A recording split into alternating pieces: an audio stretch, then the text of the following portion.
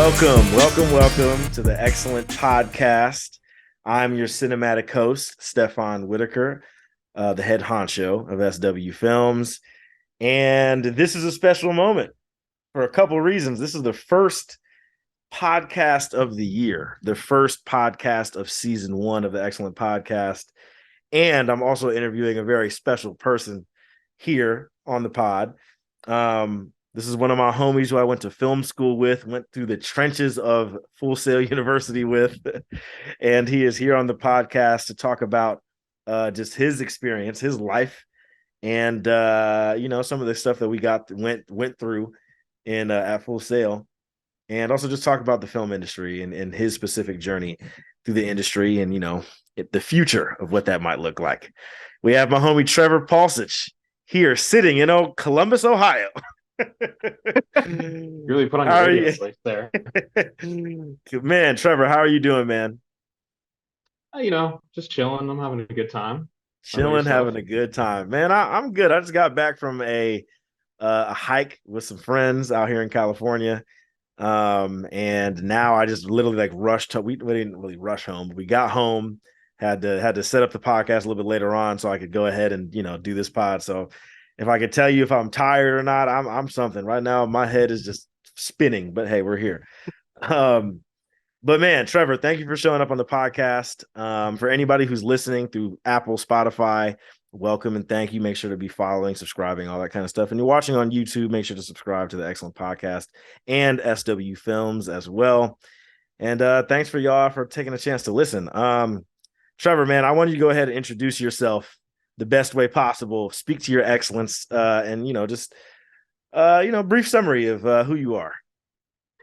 Okay, sure. Yeah, my name is Trevor Palcich. I am currently working as a programmer here in Columbus, Ohio.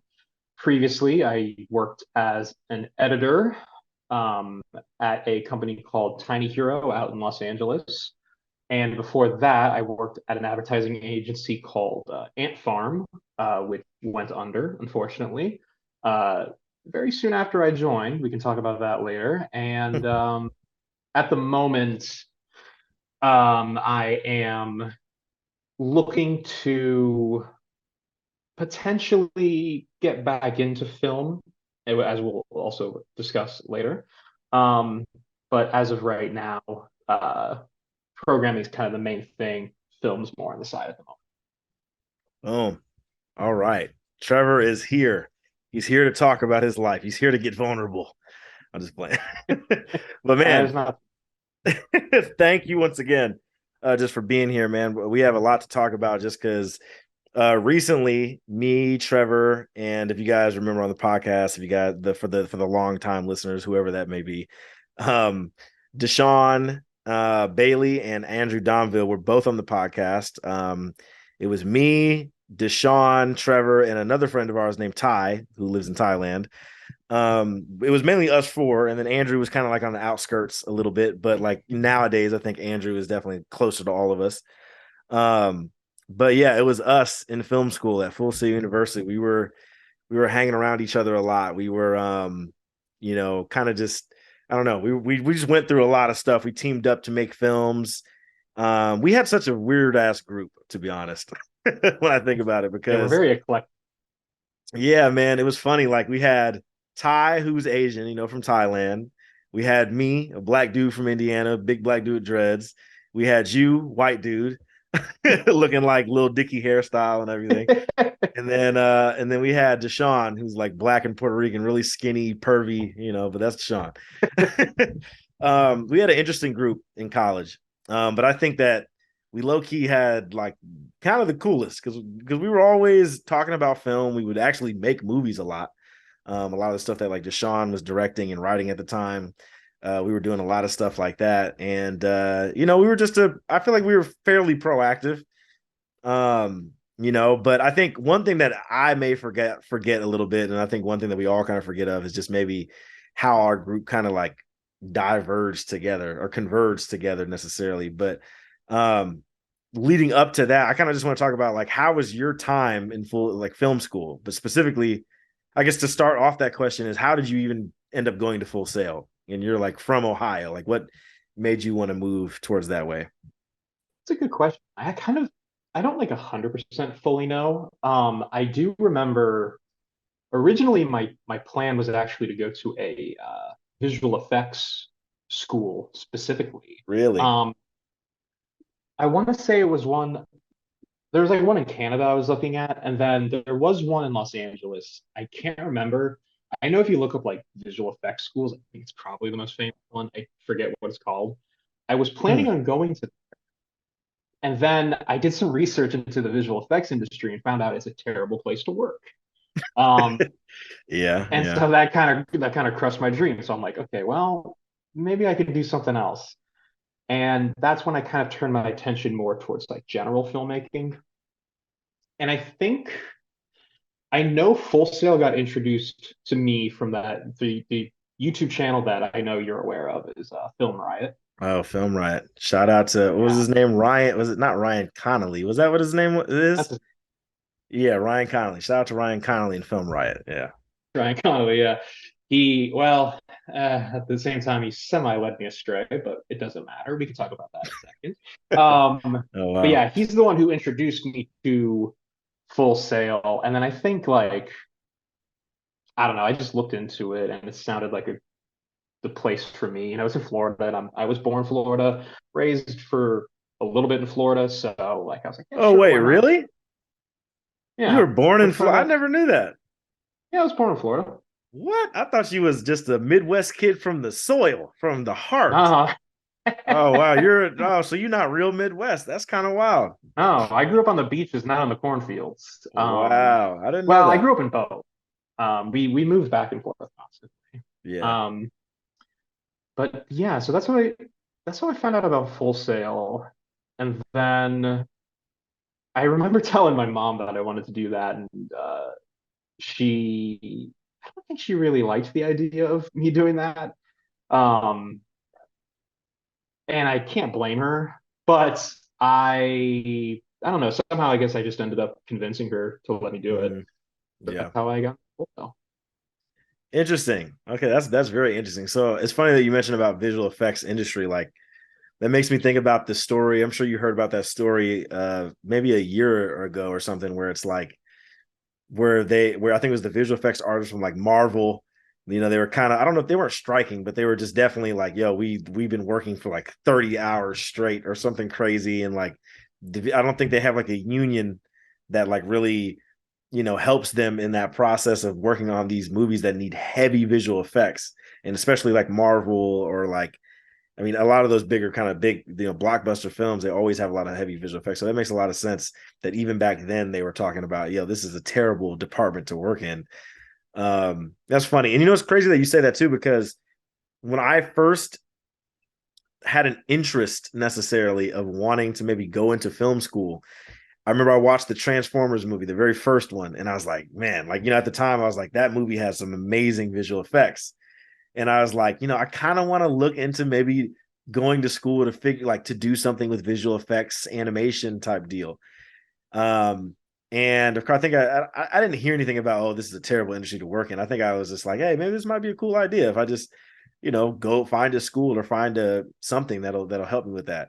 And of course, yeah, Full Sail came across my mind from not necessarily from Film Riot. I think it just came across my mind from looking at other schools in Florida at the time. You know, but that's definitely I think that's how it usually goes, right? We always have an interest of something, whether it's film, animation, editing, whatever it might be, and that kind of led us to that realm. But that's also crazy that you are actually born in Florida and then raised there too. Damn. Yeah, So when did you move to good old Ohio? I don't know. Like I said, we kind of moved like we literally would go like to Ohio one year and then like move back to Florida the next year because my parents Mm, they didn't one parent liked Ohio, the other one liked Florida, and they couldn't really agree on which one to yeah. settle in. So we constantly I moved back. But mean, I yeah. think my permanent Ohio move was like in the fourth grade. Mm, well, I mean, yeah, we're gonna have to get back to Ohio in a second. But film school, still staying on that path. You went to Full Sail, right? We both Yep. graduated from Full Sail. We spent a lot of time together in Full Sail. We had a lot of experiences, went through a lot of classes, went through a lot of BS at Full Sail, but like specifically in your individual time and how you processed it now after graduation, after almost 7 years of being out of college, like how was your time in Full Sail? Like what was your time like, do you believe? It was kind of a roller coaster emotionally. There was, I distinctly remember, I think about 6 months in, I like had a breakdown and I'm like, I'm leaving this place. Six I, months in. yeah, I think it was about 6 months in. And then I Mm-hmm. think I might have even had like another breakdown like halfway through. Like I just, because it's Crazy. just, you know, it's, it's not even necessarily the school that like broke me or anything. It's more just like worrying about the future kind of thing. It's like it's film school. I'm not really going to be able to get much of a career outside of film with this degree. So I was very pigeonholed in this. I was like, I don't know if this is even for me. I don't know if I can make films or if I'm like more of a supporting role. So there was a lot Mm-hmm. of confusion on what Yeah. exactly I was here for and what I was going to do afterwards. So that Yeah. was very. Do you think that, like, I mean, what was it specifically that kind of made you have that fear within that time going to film school? Because I mean, I know for myself, I still felt very determined to like do stuff with film, but like I feel like the more that we learned about film, the more you realize like, okay, this is maybe not how we actually thought it was. Like I remember talking to my homie over here where we talked about directing and ADing, and we talked about specifically how we thought the director is the one that's being like quiet on set and helping with the schedule and doing this, that, and the third. But that's not really what they do. That's what the AD, the assistant director, does. There's like certain things that we really learned in the industry that kind of made you think like, damn, this is going to be a little bit more harder, a little bit more difficult than what we thought it was. I mean, what was it for you specifically that kind of made you think like, or have a breakdown or make you question, what you might be able to do in the industry? I really, again, I kind of don't know. I think it was more just like looking at it from more of a realistic standpoint of like of just how much hard work it is to really survive in the industry. Like it takes a Mm-hmm. lot. It's not really, I mean, it's a job, but it is if you especially if you're a director, like you're in charge of so much, I can't imagine being in charge of that much stuff. And Yeah. I don't know. I think just the scale and scope of everything, because everything that I've ever made up to that point was entirely just me and my friends hanging out making stupid videos for like a couple of hours. We Yeah. get Pizza Hut and we chill. And like now it's like, oh, this is professional now. This is the big leagues. You have to Yeah. be Yeah. you have to be the leader. And it's just like, oh, I don't know if I can really do that. Full Sail was such a, and I've talked about Full Sail a lot in the preseason of the podcast, with Deshaun and Andrew, and I think majority of a lot of the guests that I've had on the podcast. But like one thing I will definitely say is that Full Sail, it it was great how it went through this 2 year accelerated program situation. That way that you could kind of start to get the ball rolling. Like I graduated at 20 years old. You know what I mean? I'm sure you did. You were at that same age too. Like, so it's just like for us, we were able to start working at stuff pretty soon. But at the end of the day, I remember graduating when we graduated, right? It was me, you, Deshaun, Ty. And at that very moment, it was like, damn, that's it. Like we have to all separate. And for me, I went back home to Indiana. And I don't know if you and Deshaun may have stayed in Florida for a little while.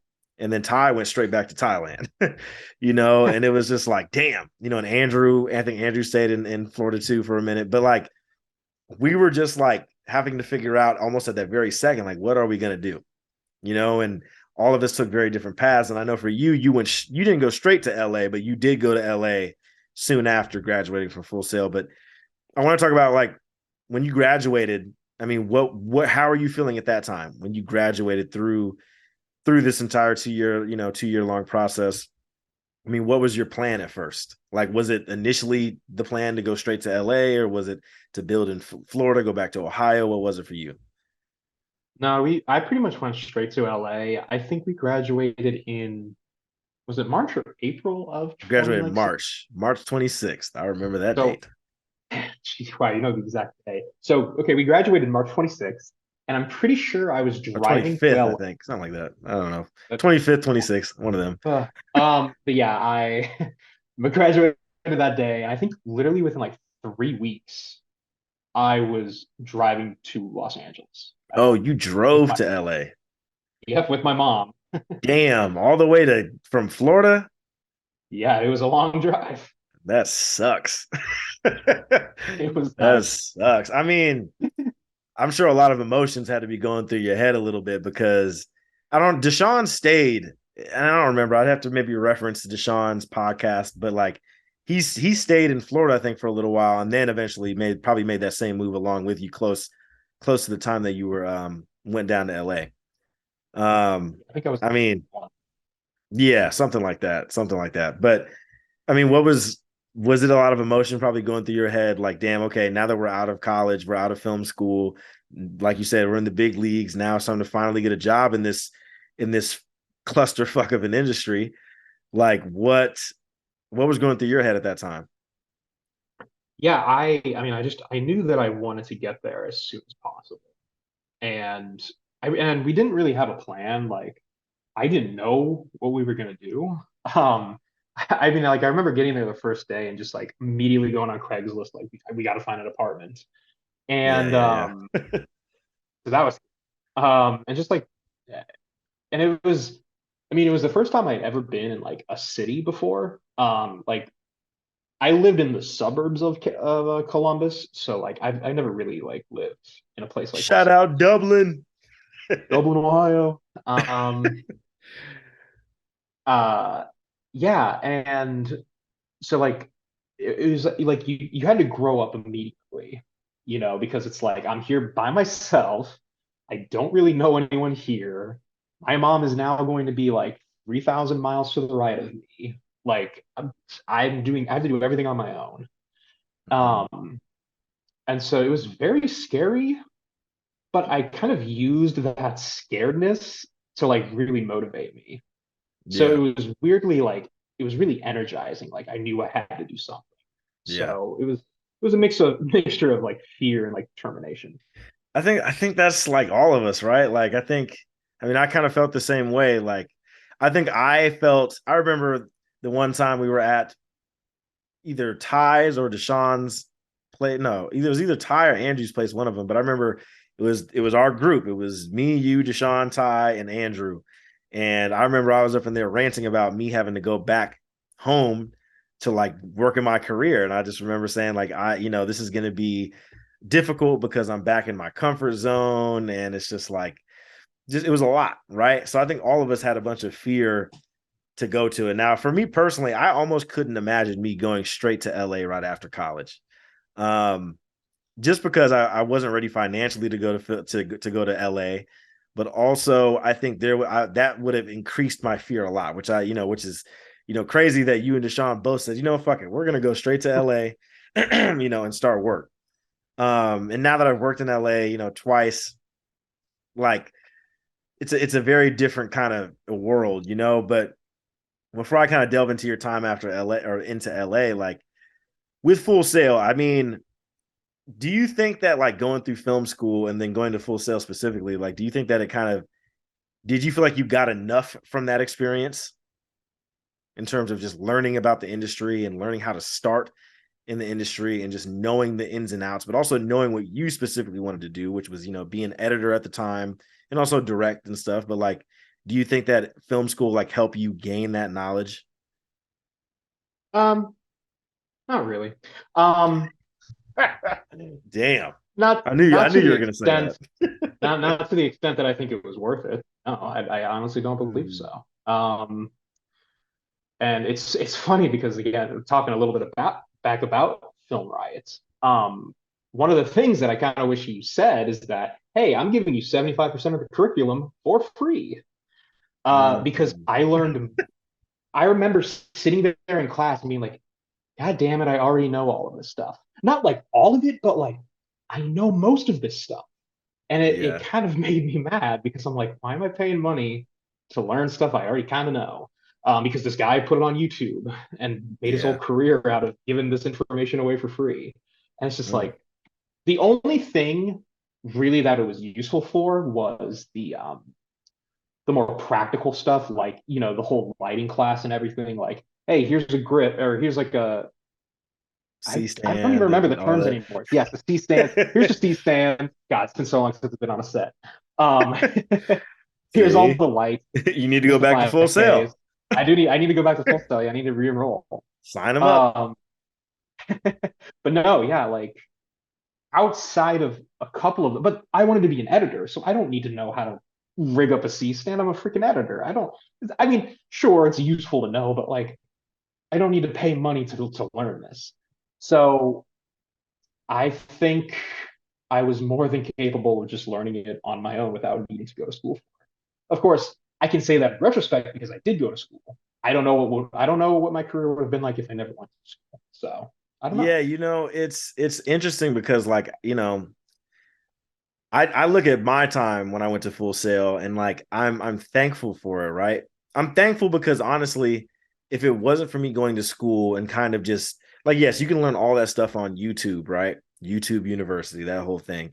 But I think it was something special about being out of my comfort zone, being in a place like Florida and having to learn this stuff and to be close on set and to mess with cameras and to also build a network, right? Like I think that was special, like would I ever go through film school again? Absolutely no. But like I would definitely there's moments I wish I could maybe relive or see. And a lot of it is outside of film school, right? But like there's definitely some moments where I'm like, damn, those moments I cherish some of those moments still. um, and I agree with you to a point. You know what I mean? And I know my homie back here. Yes, people for listening on the podcast. I do have a friend who's just chilling in the room, listening. Not listening. He's doing whatever. But um, his particular story, I remember he talked about where he had a teacher that was mad that he would make movies outside of school. And I always thought that was really interesting. I don't know. I don't really remember if we had any teachers that were like that, but I'm sure that there was probably some like professors and teachers that probably would have some weird ass theories or weird ass whatever about that.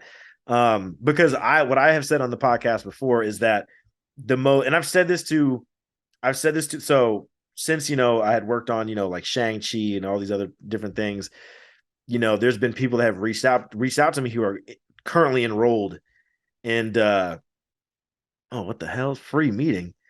It says your free meeting will end in 10 minutes. I know this is a fucking lie. I know this is a lie. What the fuck? You Uh, don't pay for Zoom, man? hell no. Usually you have to 40 minutes. What kind of shit Yeah, is free this? tiers 40 minutes. You didn't know this? This never happened before. What? They like added some shit to Zoom. That is some bullshit. Wow. I guess Anyway, you're gonna have to leave and come back. we're gonna keep going. But anyway, damn, that sucks. Hold on. What was that? What was my thought? um So my it sounds like you're talking about that people were reaching out to you from like oh film school. yes, they reached out to me asking about my time at Full Sail and what advice would I give them. And like my number one advice was always to be like, do projects outside of school because you will end up probably learning more on projects outside of school compared to being in school. That's what I always said.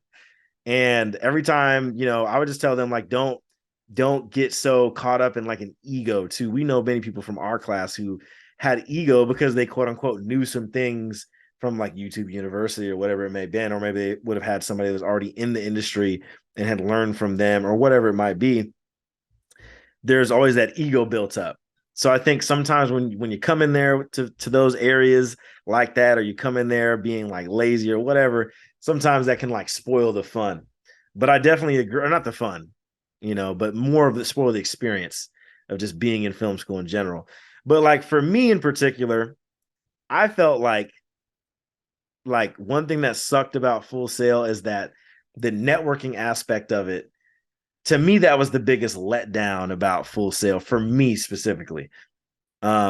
Simply just because of the fact that there's no teachers from Full Sail that I fucking speak to that have helped me in my career since then. Like I have a few teachers that we had as friends on Facebook, and I see that they're what they're doing with their life, and I don't know if even any of them are still involved with Full Sail. I think a few of them are, but like I don't speak to them. Like, you know what I mean? Like my path was obviously different, and none of them were really stuck. I didn't build any network with them. Um, I think that was one of the things that kind of sucked because I don't know about if that happened for you. I mean, did you ever have any sort of relationship or a connection with any professor at Full Sail that could have helped you achieve anything? No, I want to say I maybe emailed someone, but I don't think they ever helped me. I think really, as far as networking goes, y'all are kind of the only ones I ever really still talked to and still continue to talk to. Yeah, and that's kind of the wild thing about Full Sail, right? But also that's also one of those kind of tough things that I think from our friend group that we have to deal with too is the simple fact of the matter that our friend group, like there's really only like two of us that are like in the industry right nowadays. Like there's me, of course, myself, and then there's Andrew, you know what I mean, and then Ty as well. But like Ty, we spoke to Ty not too long ago. Ty is trying to find his way out of it in a sense, and of course he's in a whole different market such as Thailand. But like it's weird, like even people from our class, there's not a lot of people from our class that is even a part of the film industry. There's like a few people maybe like a couple months behind us or whatever it was, or months ahead. But like our group, it's a little different. So the networking aspect of it, you know, kind of was squandered for I think for my time at least. And I think for all of our times in a way, because like I don't know how much. I think I know Deshaun when he was working in LA, I think he had like some connections from a few folks that he like worked with that were part of our class or close to the couple months behind, whatever. But I don't know. I say Full Sail. It helped me in the knowledge and the education, but networking aspect and everything else, having a connection, even having my, what do they call those people? The career. Remember they gave us like career people to help us in our, Oh career after yeah, I college. never talked. They didn't help me. Yeah, yeah. I had one person who tried to help me with some stuff, but it just never, nothing ever landed. So, I don't say any of that as a bad thing against Full Sail, and especially anyone who's going to Full Sail or wants to go to Full Sail. I'll say this: if you have a determination, you have an interest to learn, and you really want to be a part of something special, and you like Florida, go to Full Sail. I mean, it's not bad, but at the end of the day, just know that you're gonna be paying a lot, and there's a lot that you can learn either on your own or or whatever. So, I mean, but do you think on the other flip side of that, if you don't think that if Full Sail aided much to your what you wanted to do in your career, do you think that it aided in like the negative side of that, like going to film school? What do you mean aided in the negative way? Like, obviously you're not in the film industry anymore, but like, do you think it may have aided something in that? Like, do you think there was something that you didn't learn that you think would be rather imperative nowadays in your career or in that career after college, going to LA? Mm, I'm not too sure. I would kind of say no. I mean, to me, I think the worst part about for me my Full Sail experience was just the fact that you are not guaranteed to actually make a film the entire time you're there. Versus, I think other film schools, as far as I know, typically at most film college programs, like you get to make your own short film. Like they give you, I'm pretty sure the gear, and you have to go out and make your own film. At Full Sail, that's not the case. Yeah. It's a group project, and you have to literally audition. You have to audition an interview to become the director, and you can go the entire 2 years there and never direct anything. And I'm like, Mm-hmm. that's kind of stupid. Like you can literally you go there and you become the boom operator. I'm paying you $80,000 to boom operate. Are you kidding me? That comes It's from experience for Trevor, it guys. does come from experience. I was the boom operator. Um, Oh and so man. like that's a, I think that's the biggest problem. is that, and they're like, we're preparing you for the real world. Well, this isn't the real world. I'm paying you money. Let me direct a film. Like it's insane.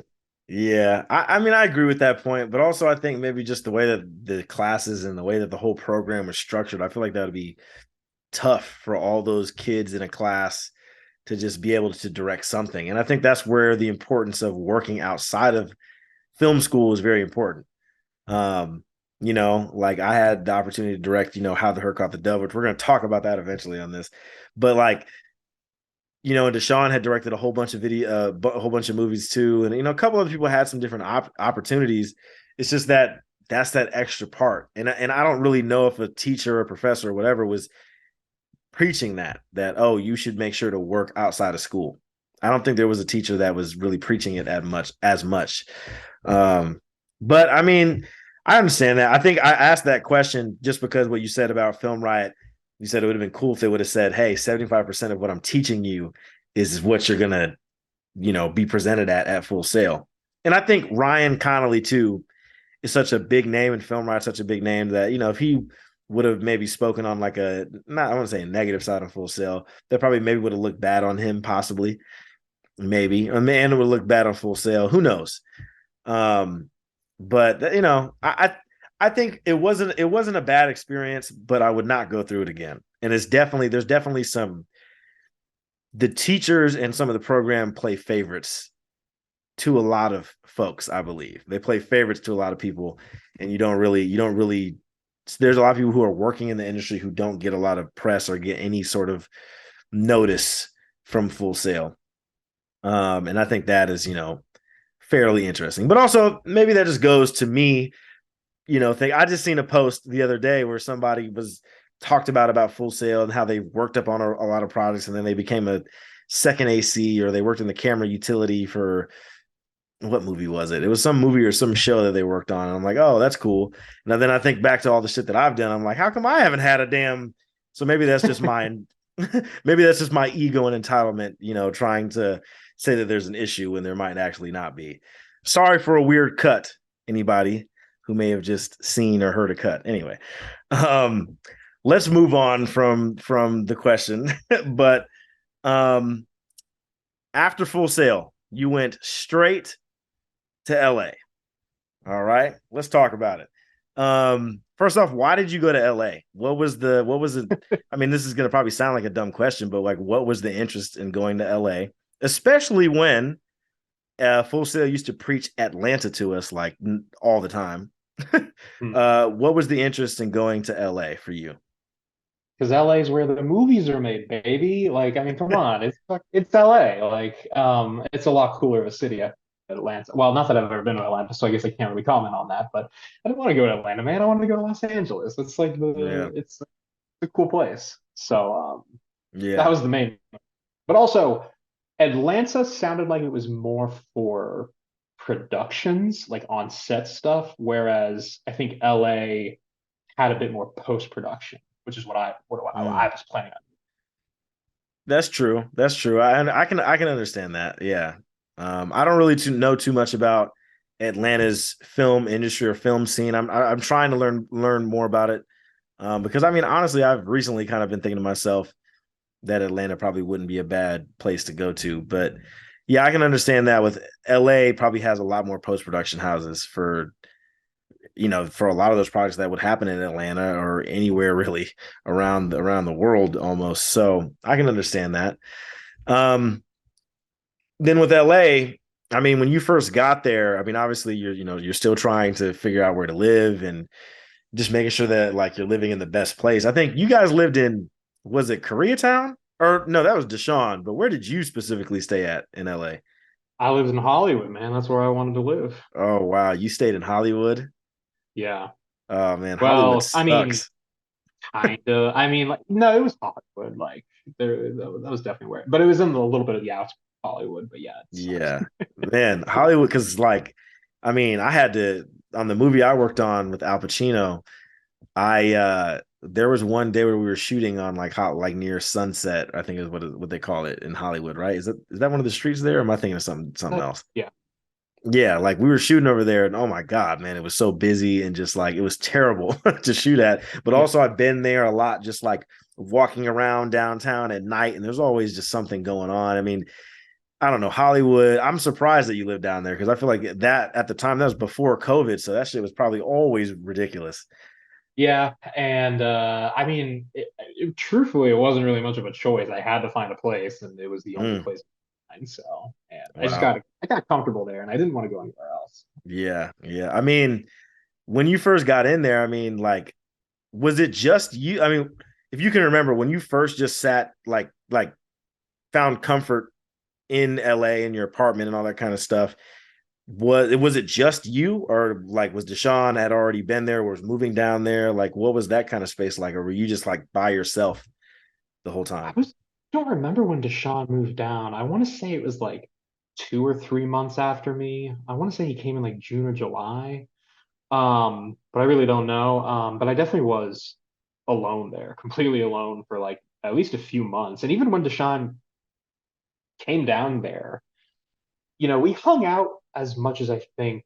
Well, we didn't hang out as much as we could have. I thought that was actually one of the things about LA is I kind of wish I hung out with Deshaun a little bit more. I think we saw each Mhm. other maybe like once a month, once every 2 months, and I'm like, that wasn't enough time. We definitely should have done more stuff Yeah. together.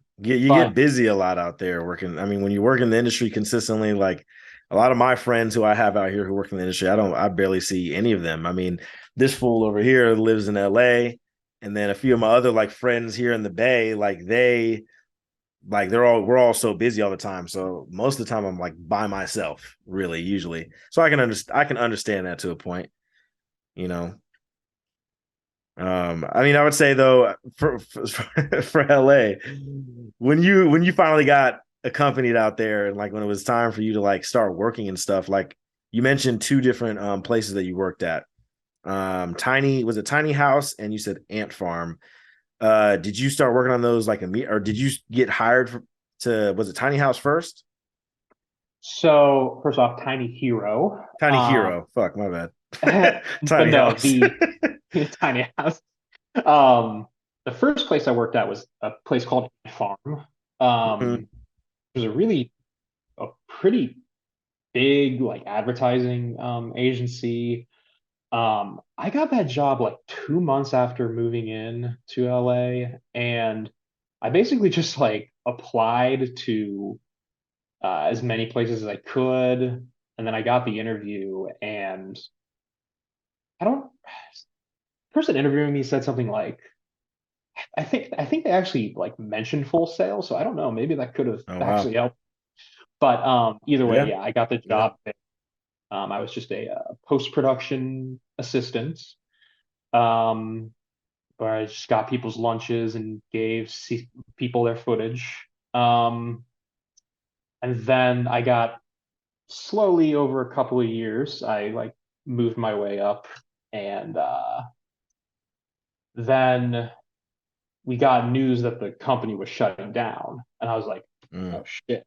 Like this was literally my like I didn't become an assistant editor yet.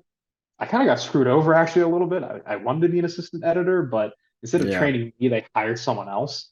So Mm. I had no assistant editing experience, unfortunately.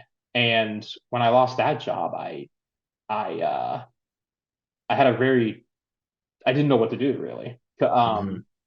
I got 2 interviews for an assistant editing gig, but the reason I went with Tiny Hero was at that time I was doing my own little YouTube side gig where I was just like I was cutting like my own trailers for just random movies because I was like, oh, I edited, I loved editing trailers and that kind of marketing material. Mhm. And I posted them on YouTube. And then I saw this advertisement for an editing for a trailer house, this tiny hero place. And I was like, you know what? Screw it. I'm just gonna try this. I send them my like YouTube links, Mhm. and they actually got back to me and they're like, hey, we kind of really liked what you're doing here. And I got Yeah. an interview with them. And that was literally the first and only position I ever applied to after Ant Farm. And I just talked with them and they're like, yeah, we kind of like your stuff. How would you like to to edit like advertisements for us. And, okay, sure, why not? And Wow. so that's how I got that job. That's dope. Um, Um, okay, so to cut in here, like, so as far as with Ant Farm, well, with Ant Farm, right? Like, you got into that job and you said a post production assistant. So you're just like kind of gathering footage off people's hard drives or something like that, or off hard drives, and like giving them to the main, maybe to the assistant editor, to the editor, basically. uh, kind of, yeah. It was actually even less glamorous than that. I literally just picked up hard drives and put them in a vault. Like Oh, it wow. was literally picking up. Yeah. I mean, when you got that job, like, was it paying pretty decent, or was it just kind of minimum wage? It was California minimum wage. Yeah, which was better than Ohio and Florida. So I Not mean, really, because the cost of living was a lot more in yeah, yeah, yeah, yeah. California. Yeah, you're So it right. didn't I Especially in was it was pretty Hollywood. difficult. Hollywood.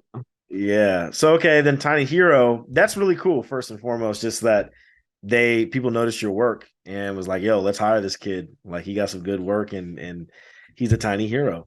Uh that's pretty cool. So because I remember you telling me about this place. I remember this place would edit trailers for like some of the like the features that would come out. Um, A lot of what Disney kind? You said what? Disney stuff. A lot of Disney stuff. Okay, so I mean, was it like was it just specifically like features, or were you editing commercials, TV show trailers? Like, what kinds of stuff were you specifically being able to work on at that time? I was a beginner. I mostly was just working on like kind of more social media or like some 15-30 second TV spots. Like I worked on like the second Wreck-It Ralph movie. I actually was able to get like three spots that technically circulated. People have seen them. Wow, you That was edited them. movie. I edited them. Yeah. That is Um, fucking cool. If and I had the audience clapping track, I'd play that. I'm gonna add that in right now. thank you, Clap thank it up. This boy edited you. trailers for Wreck-It Ralph. That's really You might cool. have seen it. And then Yeah. like Mary Poppins like Returns, like the live action remake they did. I did like I think two TV spots for that. Wow. Um, and unfortunately, because I only worked there for 6 months, like that was kind of all I really did, but it was still enough where I'm like, yeah, I got a couple of things under my belt. That's cool. And then like there was a bunch of things that I edited that just never got released. Like I think I was doing something for like Captain Marvel. Wow. Um, but yeah, that was the main work there. It was working on some really cool projects that I'm really glad I got the opportunity to work on them. So you enjoyed your time at Tiny Hero. Like, it was something that you like felt. Well, no, actually not Okay. really. Oh, It's damn. the whole reason why, funny enough, is the whole reason why not only did I quit Tiny Hero, is the whole reason why I quit the industry was because I had such a difficult time. Oh, geez. Well, Um, I think we should break into that conversation, because all of that sounds, I mean, from the outside looking in, right? And of course, I'm not someone outside looking into the industry, but I am someone outside looking into some of that post production house stuff. Um, One thing I kind of wanted to ask, because it brung it up to me, but like, when you are able to like edit those trailers and those spots for these different movies, like, what does that footage look like that they hand to you? Do they say like, hey, here's specific stuff that we want to showcase in the trailer, and here's what we like? Do they give you almost like a narrative to kind of follow after when you're editing stuff like that, or is it just like, hey, here's the whole fucking movie? Put something they out there. they more or less just, hey, here's the entire movie. What? Most of it's not typically it's not done. Like when I was working on Captain Marvel, it wasn't done yet. So I was actually given a lot of like there Raw was a footage. lot of not even just raw footage. There was a lot of literal like work print stuff, as in like animatics, like Oh, things wow. that are it's just like this is what it's gonna look like eventually. And I'm like, okay, this is kind of hard to edit with, but whatever. That's what I was Yeah, got. So yeah, they give you the entire movie. that's nuts. I mean, that sounds like what it would be, but that, I mean, that's kind of insane. Um, do you have something that like you're pretty proud of? Well, first off, when you worked on things like Wreck-It Ralph and Captain Marvel, and you said Mary Poppins, like, did you have a little bit of like happiness and joy in you to where you were like would tell your friends back in Ohio, or tell your mom or your dad and be like, "Yo, guys, I edited this thing that you're probably going to see on TV." Yeah, well, I don't actually remember. I don't think I really told a whole lot of other people specific. Well, first off, we were under like kind of an NDA, so we weren't really Yeah. allowed to talk. Like I couldn't really brag too much, Mhm. especially when you're working with Disney. They are very strict on that. Oh But yeah, they'll kill you. they'll they will kill you. The mouth will kill you. Um, so like I couldn't brag too much, but yeah, I would tell them like, "Hey, I'm working on this Marvel movie." They're like, "Oh yeah, that sounds pretty cool." But honestly, most people don't really care that much. Really? Unless Yeah. like unless you're in unless they're in the industry, I feel like they're just like, oh, cool. Anyways, like Yeah, yeah, in the I don't know.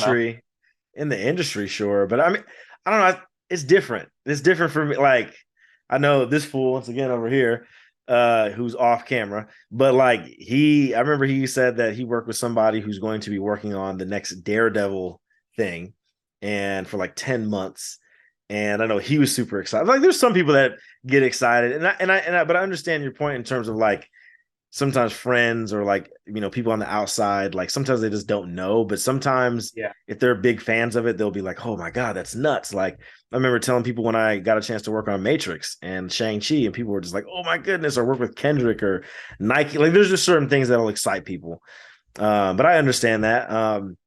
Is there anything that you specifically loved editing the most during that time at Tiny Hero?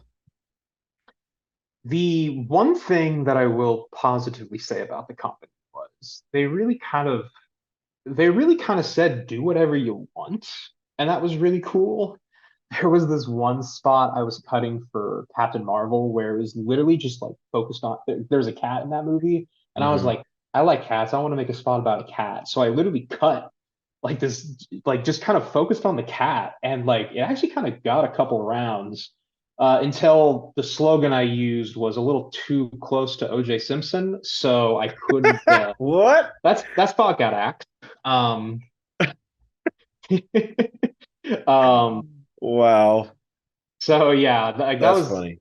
that was something that I really liked. Yeah. But like they specifically really emphasized like how every like trailer nowadays they edit things very rhythmically where like the sound effect will play on the same beat as a song. They were like really huge on that at this company, so like Yeah. it was very just like make everything sound really cool. Like they were very sound focused. Yeah. Um, so that was fun. Perfect But for you at the time. Perfect for you. exactly, and that's how I learned how to like edit on beat. It's really cool. Okay. And we definitely skipped that for a lot of the people listening and watching. Trevor was the boom operator, sound mixer. Well, mainly boom operator. We had a sound mixer, I think, on How the That was Herd Caught the Ty. Dove. Ty, I thought he was no, he DP'd it. Oh, on How the Herd Got the Dove. Yeah, Oh, yeah. How the Herd Caught yeah. the Dove, he DP'd it, but you were the boom operator and the sound mixer, I think, right? We did all of us did multiple jobs on that set. Yeah, yeah. So, but you were mainly like, well, on a lot of our projects and stuff, you would handle doing a lot of stuff with sound and booming and also editing. Um, which to kind of like veer off a slight bit, since you mentioned like that's the Tiny Hero was very sound focused. Did you enjoy your time doing sound, and did you think that that could have been like a route for you to take in the industry at all? Like a sound recordist. Sound recordist, boom operator, sound mixer, all of that. Do you think that that could have been the sound department in general? Do you think that would have been an interest for you in the industry? As far as I was much more post-production focused, as far as on set stuff goes, sound is probably the thing that I have the most interest in. Yeah. Okay. Um, back to the Tiny Hero. So it's dope that they would let you do that, and it's dope that you had that. That was a pretty? I'd hope that would be a pretty good paying job at It that wasn't. time. Really, really, it had to be a little bit over It was a minimum few dot wage. it was no, it was $1 over minimum wage at the time. That was Mm, when California recently became $15 an hour. I was making $16 an hour. And I don't wow, think I had any benefits. Maybe I did. I don't think so. I don't think I did. I don't think I did. wow. That fucking sucks. Okay, so you eventually left Tiny Hero, or however that situation went. I mean, what led to that? Like, what led to you leaving Tiny Hero? What led to, because you said Tiny Hero was one of the things that kind of pushed you away out of the film industry. Like, what was it that made that push? There was a lot of reasons. Some that I can't technically really go into because there was a lot of internal politics that really informed my decision specifically to leave Tiny Hero. Um, I just also found when you make something you care about your job, you tend to stop liking it as much. And that Mm, was a huge problem for me, where it's like I loved editing on my own for fun. Oh, I'm doing it every day, 9 to 5. This kind of sucks. Um, mm, so there is definitely that aspect to it. mm. Also, I know you deal with this too because you have clients. Working with clients can be really annoying. Um, People you spend your like this is the greatest thing I've ever cut, and then the client comes in, they're like, I don't like it at all. We're gonna change it to go a completely different direction. Mm. Okay. And Um, the client in your case was like these distribution companies or production companies, I'd assume. yeah, like people who the marketing people that we work with, like at Tiny Hero at Disney. Yeah, yeah. Man, continue Um, on with that. I mean, it's just and there was with when Ant Farm went away, I was working with some people from Ant Farm at Tiny Hero. They joined along with me, but they were people that they were like producers that I didn't like. I did not like them, but I also didn't completely get along with some of the producers at the company. So and just like being reminded of Ant Farm and everything, and then it was also just very very stressful. Like the company I'm at, they expected a lot out of you, and they weren't paying me enough to expect that much out of me. So it's like Mm, you either pay me more and I'll do more, but it's just like they didn't really do that. yeah. And it led me to have my first ever like, I mean, I didn't have like a panic attack, maybe like an anxiety. Like it was the most Mm, anxiety I'd ever felt in my entire life. And so I'm like, I gotta change. I gotta change this. This is not sustainable for me. wow. So, I mean, what was that? What was that like when you finally left? And like, what did that look like? Did you just put in like a 2 weeks, or did you just, say, hey, fuck you guys, I'm leaving? Like, what was it for you? It was a little bit of both, but mainly there was this really cool guy that worked at the company. He wasn't like in charge, but he was like the second tier. I like he was actually a really cool person. He like took me out to like get ramen, and he just like asked me to tell me his story, and I'm like, or he asked me to tell him my story, and like, why are you Mm, leaving? Like, what's going on? What do you want to do? And like, he was a very cool person about it, and he was fully with my decision to leave. And so yeah, I told everyone, hey, I'm leaving. Um, Funny enough, the guy who took my job was actually some like an editor for a YouTuber that I like used to watch a lot. And it was so it was kind of funny that like I knew the guy who took over my job and I actually wanted to be friends with him, but I'm like, oh, I'm moving back to Ohio. This sucks. So it's kind of a nice, funny situation there. But wow. yeah, that's what happened. Wow. I mean, okay, you had that conversation. Did that person happen to like give you any advice? Or was he just there to listen? And I think he did give me advice. I don't remember too much of it, but I just know that he kind of agreed with me. I think he knew about the internal politics of the company too. Like, so he was like, I understand why you're feeling this way. Hmm. Uh, I didn't, I don't think I told him specifically that I was like leaving Ohio or leaving back to Ohio. I just told him I left the company. I think that was Yeah, it. man. So okay, you made a very strong point there that I kind of want to talk about. You talked about how sometimes when you make what you really like to do or love to do your job, you almost tend to hate it. Yeah. That's an interesting point. Um, I disagree in a way, but maybe that's just because I know how crazy I've had to be to sustain in this industry, but I also know the fucking struggles of how it is to be in this industry, but also just to be freelance in general, which freelance is different, I guess, from what you were doing because you were working at a company that was Yeah, able to pay you, you know, it was full time. weekly, bi-weekly, full time. Yeah. It's different. And like the only reason I really love freelance is that I'm able to kind of like make my schedule in a way, at least with my life, right? I haven't worked in a company, like in a company for a company in a very long time. Haven't had that opportunity for a while. And I'm happy about that. Like I have SW Films, and to me that's full time. That's full time even when I'm dreaming, low key, because it's like, okay, there might be an idea that pops up and oh shit, now this might have to be a movie one day, or I have to start writing it, whatever. But that's an interesting statement of just like sometimes what you like, you end up hating it. I don't know. That's a tough one. I think that I can agree to the point of that in terms of like if you're in certain environments or if you're talking to certain people that there's certain toxicity that's around that just tends to make you really it tends to make you like kind of bleed out from that enjoyment. Um and I think maybe that's kind of probably what it was for you, right? Maybe, I mean, if you would agree, like, there's just certain politics, there's certain things, there's certain cliques, these certain kinds of attitudes, certain statements, certain whatever that take you away from enjoying this craft or this thing that you love to do. And of course a place like LA, which is not an easy place to live, and even here in the Bay Area it's not an easy place to live to keep up with your payments and shit. It can be a very you can tend to start to hate a lot of it. And I don't want to say I've gotten to that level. I know that right now, and I've mentioned this, I think I kind of mentioned it as in my last two episodes that I just recorded, solo episodes, but I'm starting to begin to not hate PAing, but kind of.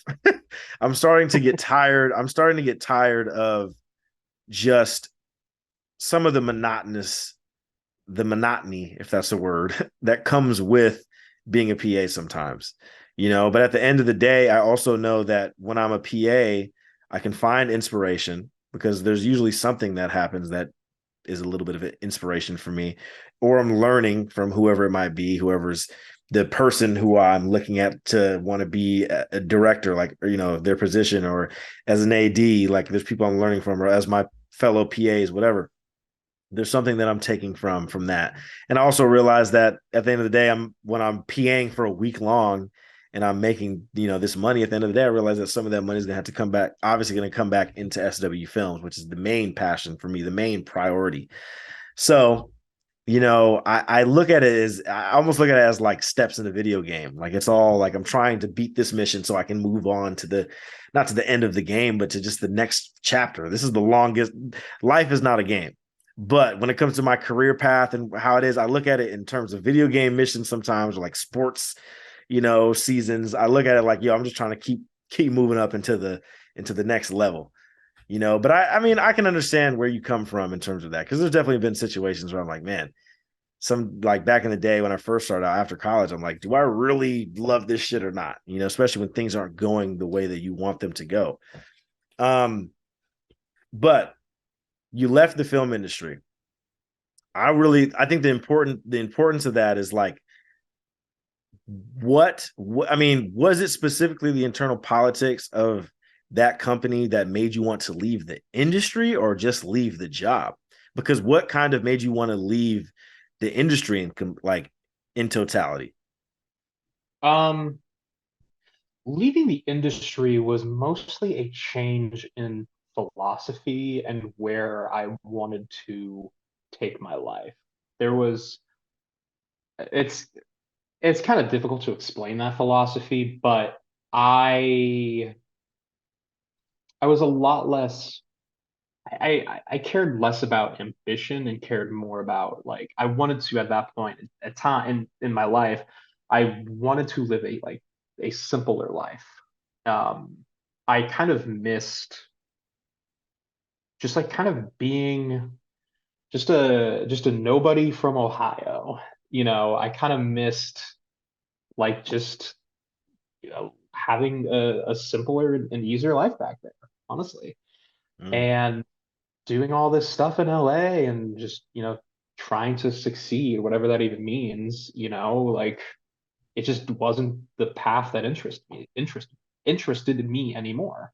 So I was like, I'd rather just go back to Ohio. I was much happier Yeah, because I guess we never really delved into like how LA itself, the city itself, kind of played in that in that factor. Because LA is definitely a very specific city and the energy that it has, for sure. Uh, but also, what's weird about LA is just like the people in LA. Not, I mean, and I don't even really say the people, but there's a culture there that bleeds into the people that live in LA, to where it's this dog eat dog mentality. And I only worked there twice and two really cool projects. The first time was amazing. So the second time I did not necessarily, it wasn't amazing, but it was a cool experience to still work on a full feature length movie in LA. But and then also a TV show. My friend who's sitting back here, he worked on Ted, the TV show for Ted that's coming, the Talking Bear. I got to work on that for like 2 days. That was really cool as well. But like, yeah, I understand that the life of LA, the culture of LA, probably did that play like was that a hindrance for you? You felt like in that simpler life, because it's not really a simple there. life to live in LA. No, the living in like a major city was just like, I don't really like this as much. I missed the suburbs a little bit. I missed like There's suburbs in LA, expensive well, as fuck. it's one giant suburb, yeah, and that's kind of it's a So small. okay, so simple life, because I understand, right? Because you probably came from a small town just in from the Midwest, like I just came from a small town in the Midwest, right? Did I like a simple life?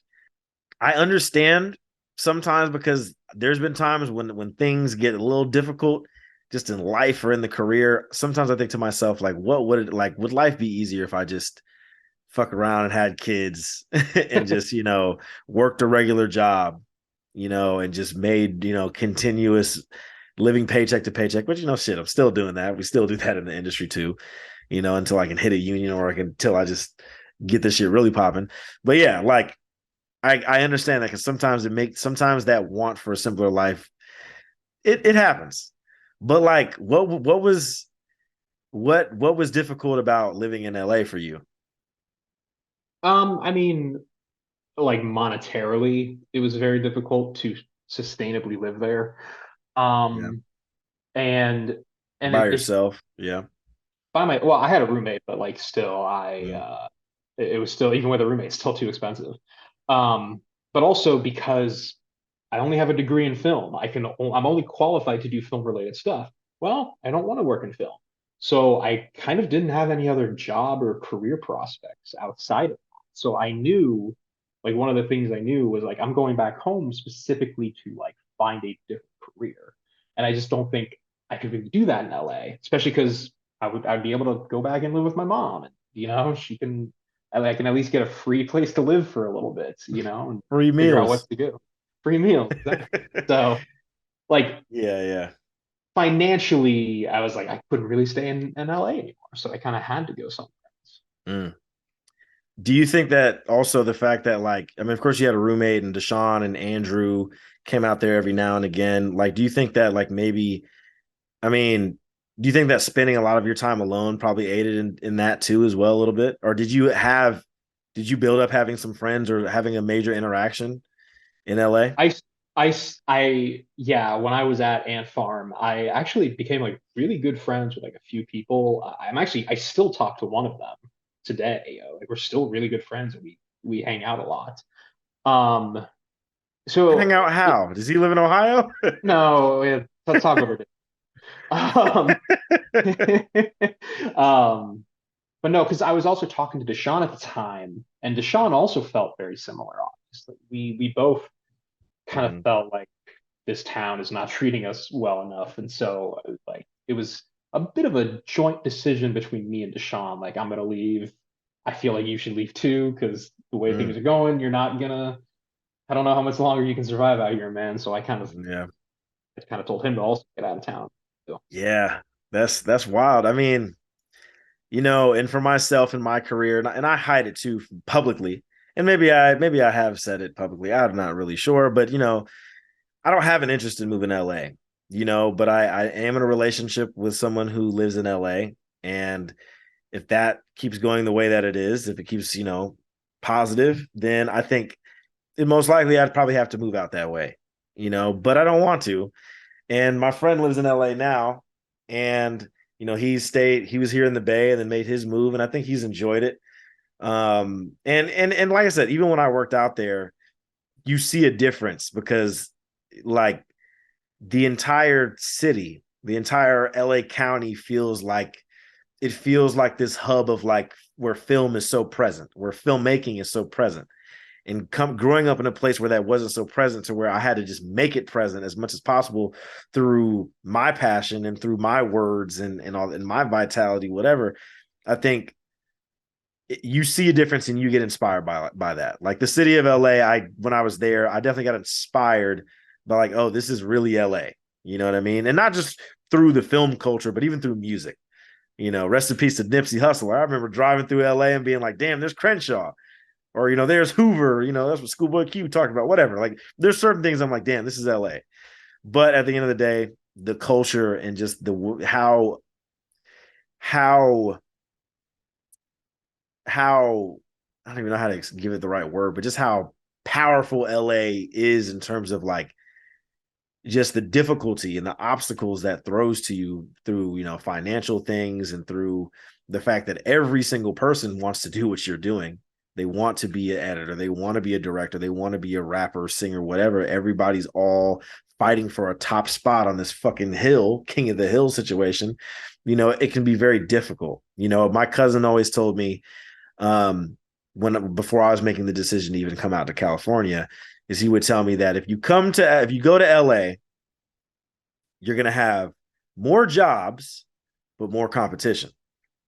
If you come to the Bay, you're going to have less jobs but less competition. You know what I mean?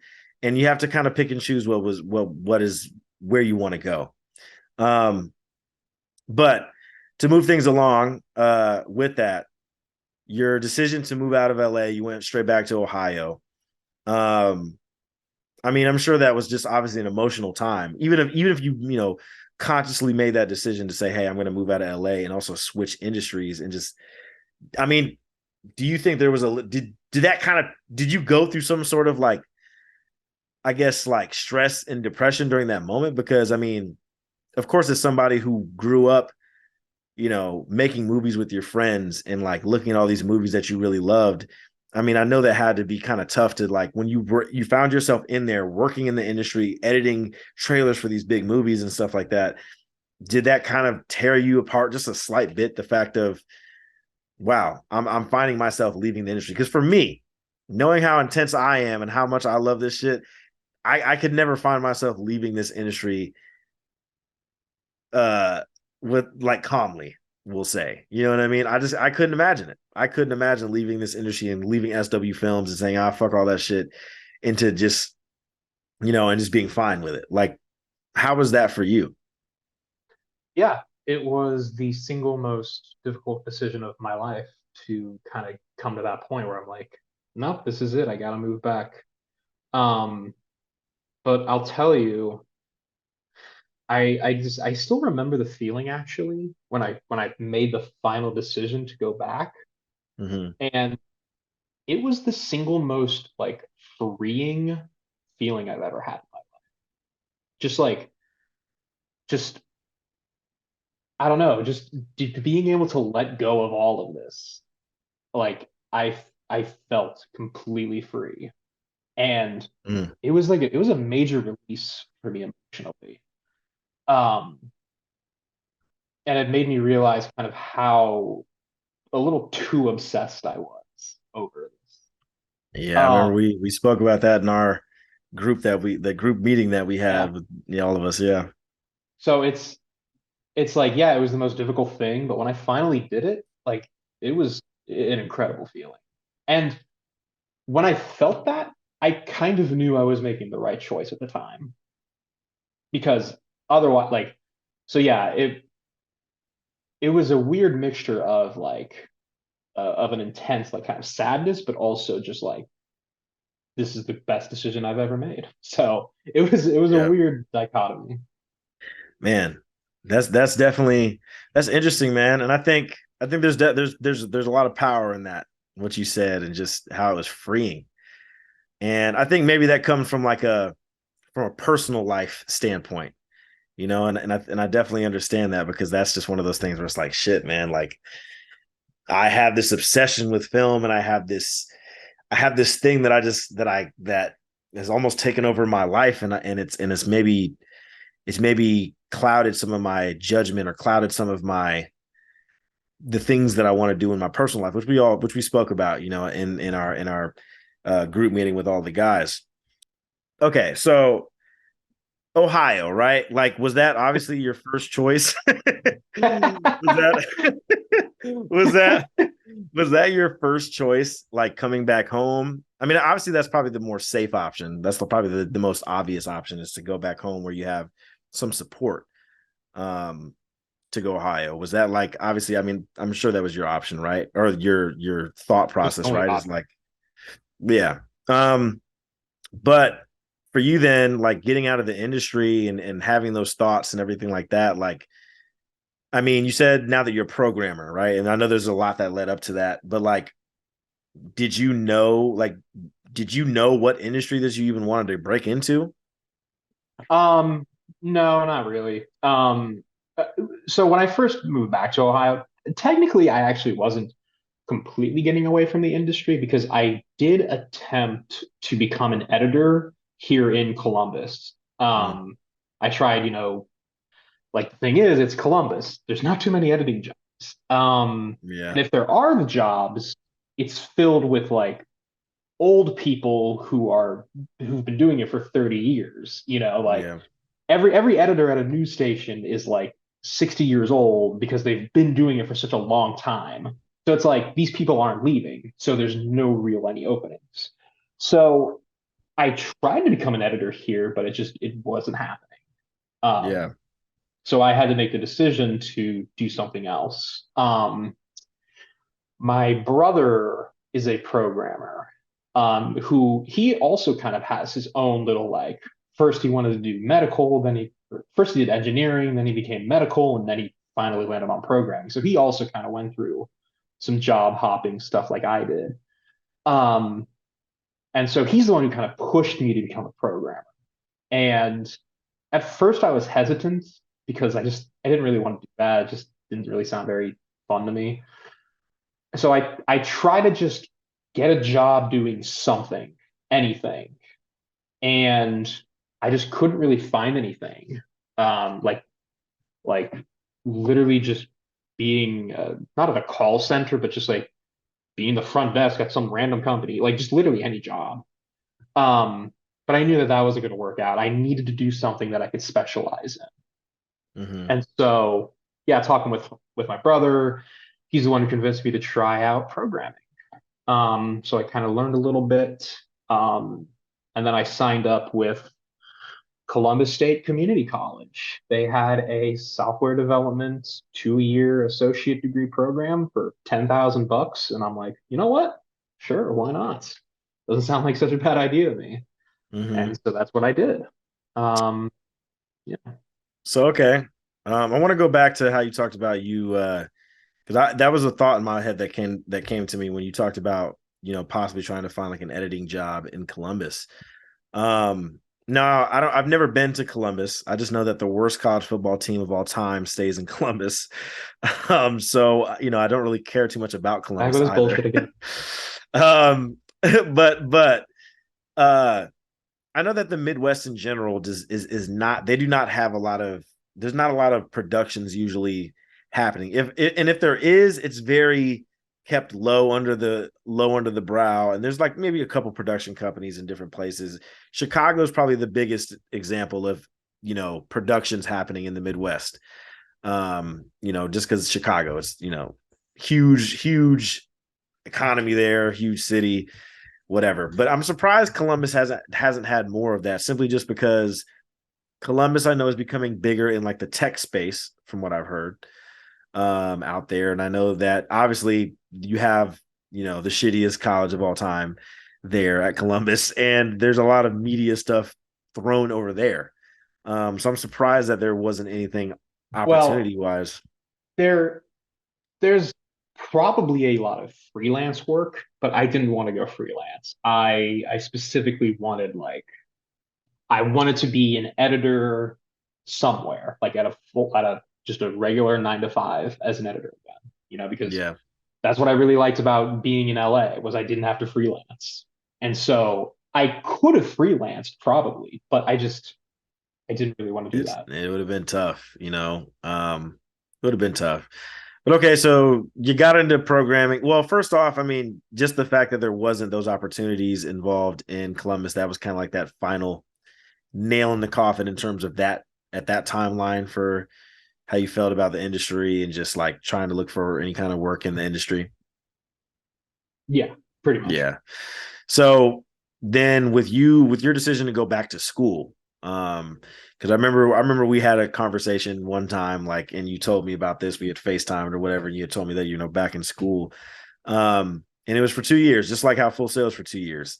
I Yeah. mean, where was that? What was your thought going into like, damn, I'm gonna have to go finally, I'm gonna have to go back into school and I'm gonna have to learn something completely new about a industry that, that I want to get into. Like what was your thought process going into that?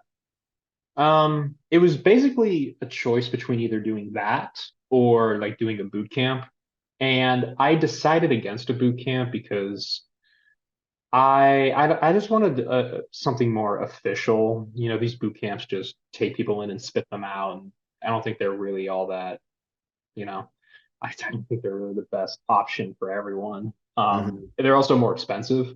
At the end of the day, it was like 20 or 30,000 compared to 10,000 for community college. Mm. Um, and giving me 2 years to learn and absorb everything rather than trying to do like 3 months. Like I felt like the college option was the better route for me. Right. Right. That's interesting. I mean, community college, I don't know. I mean, shit, Full Sail wasn't really a community college. It was like a trade school. But um, do you think like when you went through community college, like where was it how would you almost mirror those two experiences between film school and then going to a community college to learn about programming? Like, what do you It think? was Was there anything surprisingly the similar? same. It was like the same. It was actually kind of funny. Really? Yeah. That is fucking because funny. because wholesale doesn't have like dorms, you don't live on campus or anything like that. And Yeah. community college the same way. You just go there. And also community college and Full Sail were also filled with a lot of like military people, a lot of like 40-year-olds. Like like the demographic was also completely the same. It literally felt the exact same as being a Full Sail. Wow. I mean, I know that had to be depressing as fuck. A little bit. Well, Because like, also, okay, here's the thing though. I joined it. I was only there for 2 months and then COVID happened. So like oh wow. I had to do like all of it online, which was Oh man. that that completely destroyed me. Damn, I didn't even think about that. Sometimes like COVID. Holy shit. Yeah. So yeah, like wow. That's crazy. So yeah, wait. Damn, you had to do it all online, and because I'm sure you were obviously looking and looking forward to having to go on campus and just Yeah. maybe that would have So built up a nice. little bit more interactions and relationships and things like that. But yeah, COVID definitely screwed that up. Did you end up ever going back on campus at all? Oh, not once. I was literally online for the rest of it. Wow, It was that awful. yeah, that sucks. Okay, so leading up to your time going through school online, did you work a job during that time, or are you going to school full time? I know at Full Sail we had to go to school full time. Uh Actually, I did have a side job, and then COVID happened, and I quit that job because it was a customer facing job, and I'm like, screw this, I'm not working at this gas station anymore. So yeah, I used that opportunity to quit. Damn, you were working at a gas station? Yeah, I was. Damn, Rose, you just like, hey, can I get $20 on pump three? Was that you Yeah, yeah, pretty much. taking the change? Damn, that Oh, sucks. How long did you work there for? Like 5 months, I think. 5 months. I thought you were about to say 5 years. I'm like, I know it ain't been that damn long. Shit, you. No. It sounds like you still working there. Um, man. Okay, so, well, okay, because I'm looking at my questions here. Do you think that like you moving back to Ohio was? Do you think it was the like the best option for you? Like, do you think that like you don't regret obviously moving back home? I don't regret it at all. I think it was the best, one of the best decisions I have made so far in my life was coming back. Yeah. So now that you graduated and that you're out of it, like what was your time what was the time like timeline for you up to you getting into the job that you're currently working at? Like what was that? Like you graduated from community college and then now it's time to start looking for work. It's time to start looking for jobs. Like what was that? What has that timeline looked like for you? Well, it was scary because of COVID. Like the first 2 months at school, like I was insanely motivated. I was like, this is going to be great. I'm so excited. And after like just being stuck in my room attending these lectures, like I lost all motivation Mm, for the schoolwork. And by the time graduation came up, I had done no internships. I had done no real outside projects. I had nothing to put on a portfolio. Like I only did the schoolwork and that was it. And I had like this, I had another kind of panic moment where I'm like, oh my God, I am not qualified to program. I cannot get a job. And that was a very scary time. And then I just by the time it came up, graduation, I'm like, well, I just got to apply to a million places and see if someone's willing to accept me. And then someone finally was they reached back to me. I did the interview, and now that's where I'm working currently. Um, and it's a very like low key job. It's not like some huge. It's a very local company. Um, even though the job responsibility is a little insane, I'm more or less in charge of kind of a lot of the a very popular uh, software that like every mm-hmm, major school in like America uses. I'm mm. actually like kind of in charge of like the Ohio division of that. I Oh wow. program kind of exclusively. So it's a little it's kind of a high stakes first programming job, honestly. Wow. I hope it's Um paying well. I hope it's paying you well if you're having to do all Paying me the that kind of most I've stuff. ever had in my life. It's Wow. nice. Okay. And Ohio got cheap cost of living, so your ass is in a mansion Hell right now, yeah. huh? I got some disposable income. Well, that's good. Send some of that my way, man. Shit, I need some. I still work in the industry, man. Fuck. Make a Um, Patreon for you. that's cool, man. That's dope. So you got that job and you've been working at it currently for how long now? We're coming up pretty close on to a year, To a actually. year. Oh wow. That's dope. So I mean, obviously looking back, like you said, you don't regret leaving LA, leaving the industry. Like you feel you're pretty happy here where you're at this particular job, doing this particular thing. Like it's like you find some sort of fulfillment in it. Um, Fulfillment's not the right word.